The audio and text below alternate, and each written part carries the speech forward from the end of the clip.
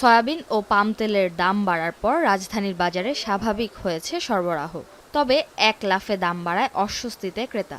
দাম বাড়ার পরে পর্যাপ্ত পরিমাণ এখনো ওইভাবে পৌঁছেন, যেমন কিছু কিছু আসছে আর কি, যেমন চাহিদা দরকার 500 কার্টন, আসছে 200 কার্টন। তো ডিস্ট্রিবিউটর ডিলার পয়েন্ট ওরা ওইভাবে 1 কার্টন 2 কার্টন করে সবাই ম্যানেজ করে দিচ্ছে এই আর।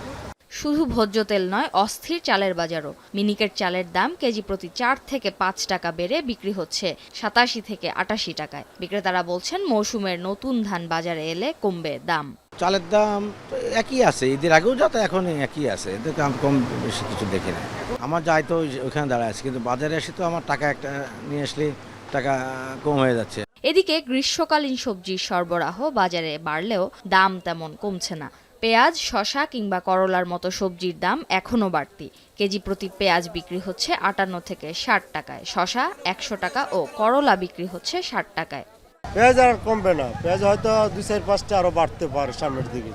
পেঁয়াজ আর শুকনো হয়ে গেছে, গিরস ছাড়তে আসে না। পেঁয়াজ, টমেটো, তারপর আপনার অন্যান্য সবজির প্রত্যেকটা সবজি প্রায় 10 থেকে 15 টাকা কেজিতে বেশি। সব কিছু দামে বাড়তি, সবজির দাম বাড়তি, তারপরে চালের দাম বাড়তি, যা এখানে যায় যাহাই কিনি, ফ্রুটের কিনি ওখানে বাড়তি। এদিকে বাজারে ব্রয়লার ও সোনালী মুরগির দাম কিছুটা কমেছে। এছাড়া স্থিতিশীল রয়েছে গরু ও খাসির মাংসের দর।